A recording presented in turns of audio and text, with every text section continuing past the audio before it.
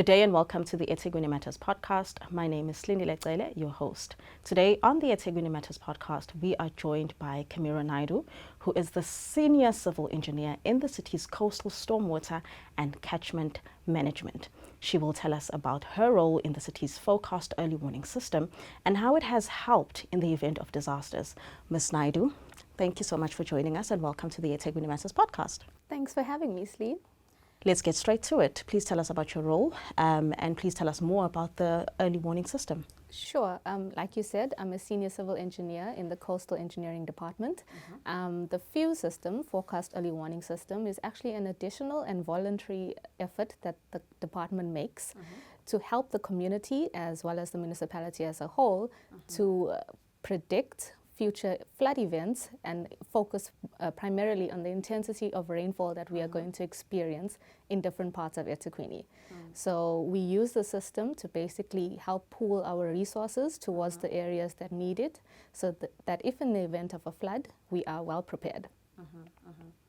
Please tell us how exactly is it helpful in terms of getting to know if there is a disaster coming, and also tell us how has it helped in previous disasters that we have experienced as eThekwini? Sure. Okay. I think this is more of a proactive approach instead of a reactive one that we've normally done in the past.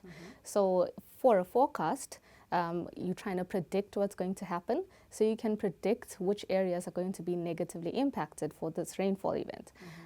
In previous flood events, like the April 2022 storm, we were quite successful in the Palmeet informal settlement in particular because we have great communication services with both the university and the community itself, and we managed to save a lot of lives in that informal settlement where previously we did see loss of life.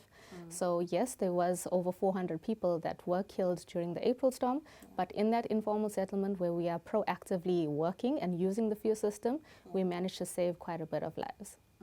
And how accurate is the system? Is it able to detect heat waves? So we primarily focus on the intensity of rainfall, so no, we do not focus on heat waves, but the accuracy pinpoints to an hourly forecast that we receive from South African Weather Services. We receive two types of forecasts, so a day in advance as well as 3 days in advance. So with forecasts, the closer you get to the time, the more accurate it becomes. Your global forecast can give you 10-day forecasts, but then again, these can always change leading up to the actual day itself. So we tend to rely a lot more on the data being produced by South African Weather Services, as it is their legal mandate to send out warnings. So we cannot do it on our own accord. We have to follow their legal authority.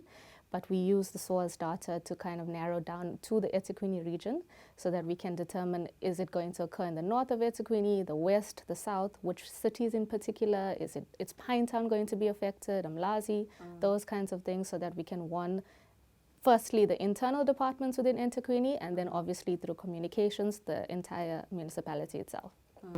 Because I was just about to ask you to please break down the process from the time you detect a disaster that is coming. Which services do you guys activate? Sure. So no, I'm not a weather girl, but yes, we constantly check the weather. So when we can see that there is upcoming rainfall, we check to see the intensity of the rainfall first on the global models, and then as well as the 3-day and 1-day forecast with South African services. Now, I know that's a short turnaround time to warn disaster services, but our primary goal is to get the information out there to our internal departments. So we have WhatsApp channels and communication groups where we contact both roads and stormwater maintenance departments and disaster management, and then communications will put out something on your social platforms for the municipality itself. So how far ahead can you detect weather patterns? So like I said, the global models will show a 10-day forecast, but they are not as accurate as your sooner ones, so 3-day and 1-day. Relatively, we like to see something upcoming within 5 to 3 days, but to pinpoint accuracy, we'd generally want 2 days in advance or a day in advance. This goes to my next question in relation to the festive season, which is upon us. Are you able to detect what kind of weather patterns we will be experiencing during the festive season? Okay, so firstly, I think we all need to realize it is summer. We can expect rainfall probably every week.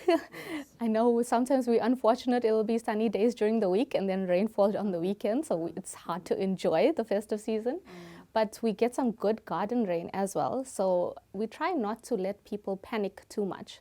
Because when a serious event occurs, then they won't take our warning too seriously. So we look at the intensity of the rainfall that's upcoming, and we try not to send out too many warnings because we don't want to cry wolf. We don't want people to not rely on our notifications. Exactly. So yes, there's a lot of rain to be expected. It is the rainy season, but our job is to tell you when it's going to be a bad scenario. Throughout the years, have you noticed any changes in the rainfall patterns? So with my time working with the forecast early warning systems, we have noticed that we are getting a lot more frequent storm events, especially in times of the year that we wouldn't ordinarily see them. So like I said, it's a forecast, so it's not always 100% guaranteed to happen. In my recent experience, we have noticed a lot more flood events happening. This could be due to climate change, but we're just the forecasters. Yes. Yeah. And any future developments for the system? So I'm happy to say and excited about the new future developments for FEWS as we are branching out into the coastal side of things. We've quite established the inland forecasting and the inland observed instrumentation, and now we would like to go into the coastal predictions. So we've done a pilot project for Durban where we can actually animate a coastal simulation to show if the promenade is going to be flooded or not. What message could you give our eThekwini residents on weather warnings? Okay, firstly, it's summer season. We can expect a lot of rainfall. So please be careful out there. We're going to get some good garden rain, but we might see 1 or 2 flood events that could happen. Please be vigilant out there. Don't cross low crosses when it is raining. As much as we can send out warnings and predict or show forecasts, it's ultimately up to you to be safe out there. So please, public, do be safe in the rain. Thanks. Thank you so much, Kim, for joining us and for such an insightful podcast about the forecast early warning system. Thanks for having me, Slee. We've come to the end of today's episode. Please don't forget to like and subscribe on our social media platforms.